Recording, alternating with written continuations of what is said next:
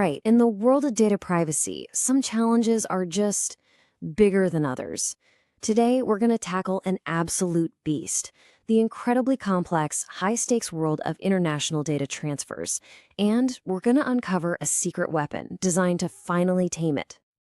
So if you're a privacy professional, you know the deal. You face hurdles every single day. But there's one topic, one phrase that consistently causes headaches, complicates deals, and can keep even the most experienced expert up at night. Yep, that's it. 3 little words. Our source for this explainer, CKonnect, points out that this single phrase has the power to unravel even the most buttoned-up privacy program. So, why? Why is this such a massive nightmare? Well, it really boils down to this. First, these transfers are just inherently high risk. You're moving sensitive data across borders, into different legal systems. Then, they're heavily regulated by this patchwork of global rules that seem to change every other week. And because of all that complexity, they are widely misunderstood, which leads to a ton of confusion and, honestly, some pretty serious compliance gaps. And this is the result. Most teams are left playing a total guessing game. They're trying to juggle legal tools like standard contractual clauses with the actual real-world risks. As our source puts it, they're often just praying they've checked the right boxes. And you know what? That is not a sustainable or defensible way to operate. And that brings us right to this fundamental shift in what regulators expect from us. The old ways of just sort of declaring you're compliant, yeah, those are long gone.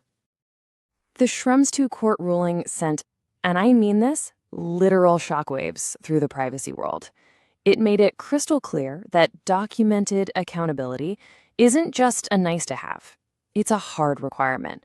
And we're seeing this prove-it principle pop up everywhere, from Europe's GDPR to India's new DPDPA. This slide just captures that shift perfectly. It used to be enough to say, don't worry, we use SCCs, the Standard Contractual Clauses. But the new reality demands that you can stand up and say, we can prove our transfers are perfected, we've done the work, and we can defend our decisions. So what does proving it actually look like in practice? Well, it rests on these 4 pillars. You have to be able to show that you've mapped out your data flows, that you've thoroughly evaluated the risks of the country you're sending data to, that you've applied any extra safeguards needed, and, this is key, that you've made a conscious, documented decision to move forward. Okay, so we've laid out the challenge. It's a big one. How can teams actually meet this demanding new standard without losing their minds? Well, our source introduces a really powerful tool designed to be the answer. This is it, the CKonnect International Data Transfer, or IDT, template. You can think of it as a practical, step-by-step framework that helps privacy pros, DPOs, and legal teams turn all those high-level legal requirements into a concrete, repeatable process. And I've got to stress that word practical. This wasn't created in some academic ivory tower. It was built by professionals who have been in the trenches, who understand the real-world pressures and workflows, and who needed a tool that actually works.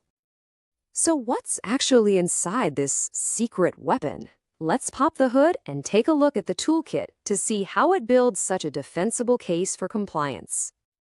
The whole thing is broken down into 6 streamlined field-ready sections, and each one tackles a critical piece of the data transfer puzzle. And this table here, it lays out the whole logical workflow. It really is the gold standard.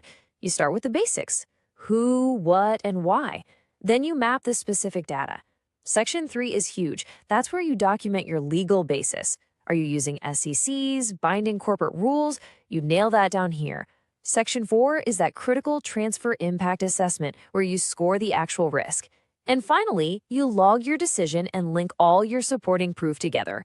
It creates a complete, defensible record from start to finish.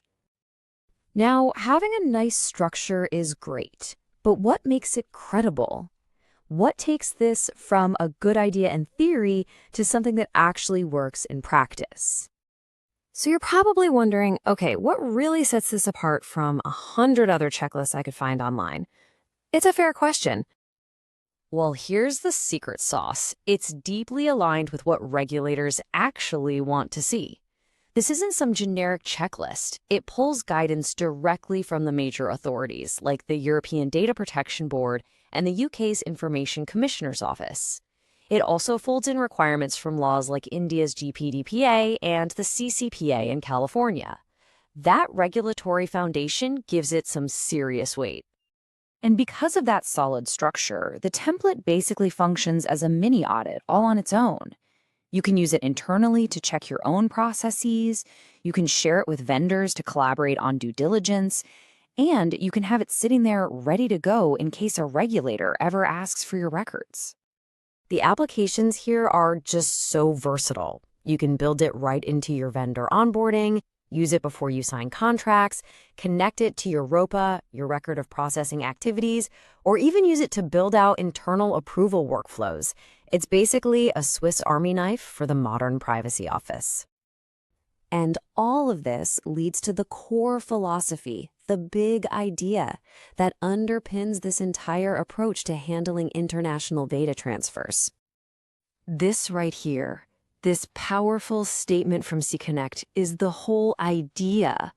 The era of guesswork and just hoping for the best is over. The new standard is rigorous, evidence-based assessment. So, adopting a tool like this is way more than just downloading a file. It represents a commitment. It's a declaration of a more mature, more defensible, and ultimately a more responsible way of managing personal data across borders. It's a statement about how your privacy program operates. And that leaves us with one final question to think about for your own organization. When it comes to your international data transfers, is your process built on solid documented proof? Or is it still relying on just a little bit of prayer?